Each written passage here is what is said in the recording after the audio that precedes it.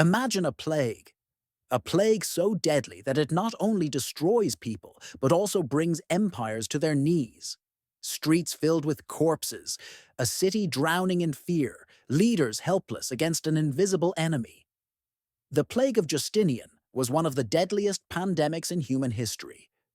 But was it merely a disease, or was it a turning point that reshaped the course of civilization? Could this catastrophe have been the reason for the fall of the Roman Empire? Keep watching to uncover the truth behind this mysterious plague. Everything began in 541 AD in the bustling port city of Pelusium in Egypt. It started quietly, with a few people falling ill.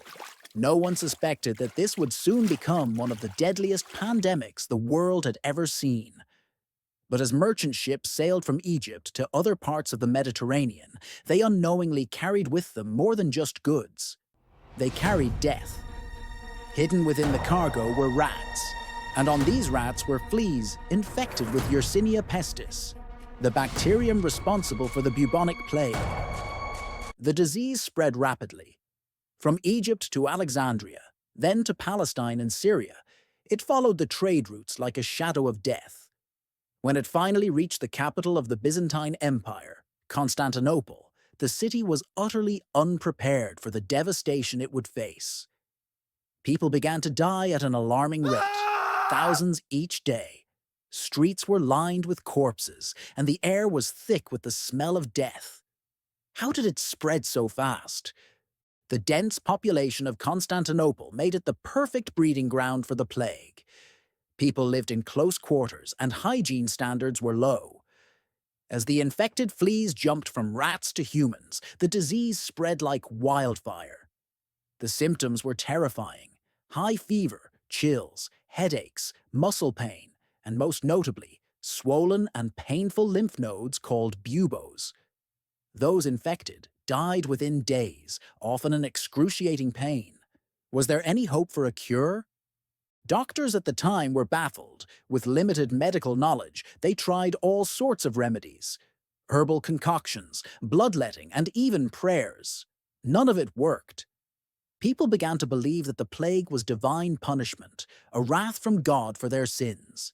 Churches were packed with frightened citizens praying for salvation, while others turned to superstition and magic to ward off the disease.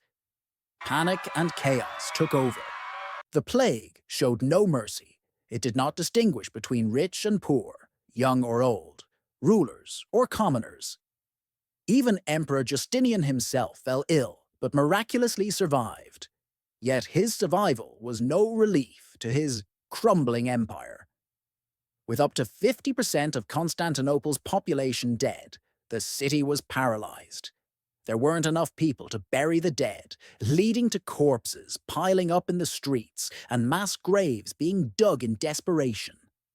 The economy collapsed as trade halted, agricultural production plummeted, and labor shortages crippled every industry. Emperor Justinian was a man of vision. He dreamed of restoring the glory of the Roman Empire, reclaiming lost territories, and establishing a powerful legacy.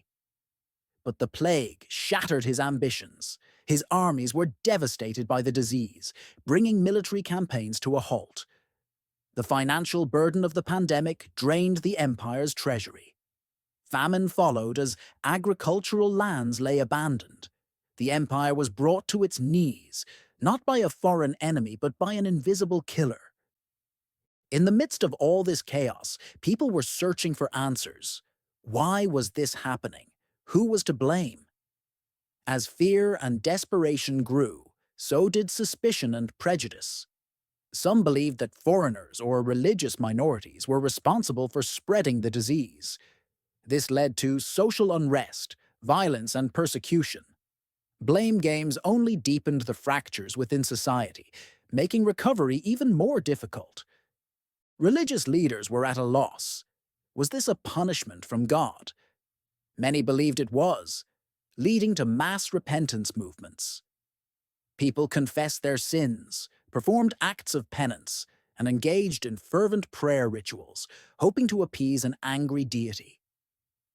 The church's influence grew as people looked to religion for salvation, yet the plague continued its deadly march, sparing no one. Was faith enough to save them? The Plague of Justinian did not just kill people, it reshaped history. It weakened the Byzantine Empire, leaving it vulnerable to invasions from the Persians and later the Arabs. It disrupted trade networks, leading to economic stagnation that lasted for decades. Cities fell into decay, and cultural progress slowed. Some historians even argue that this plague contributed to the eventual fall of the Roman Empire. It was a turning point that changed the world forever. The social impact was just as severe. Families were torn apart, communities shattered, and the fabric of society was forever altered. The fear of contagion created a culture of isolation, with people abandoning even their closest relatives out of fear. This breakdown of social bonds led to increased crime rates and a loss of moral order. The once thriving cosmopolitan city of Constantinople became a shadow of its former self. Could such a catastrophe happen again? Modern science has made significant advancements, but history has a way of repeating itself. Pandemics are not just about disease, they expose the strengths and weaknesses of societies, economies, and governments. What lessons can we learn from the Plague of Justinian? Could our world handle a similar disaster today? Let me know your thoughts in the comments. Don't forget to like the video, and make sure to subscribe for more content.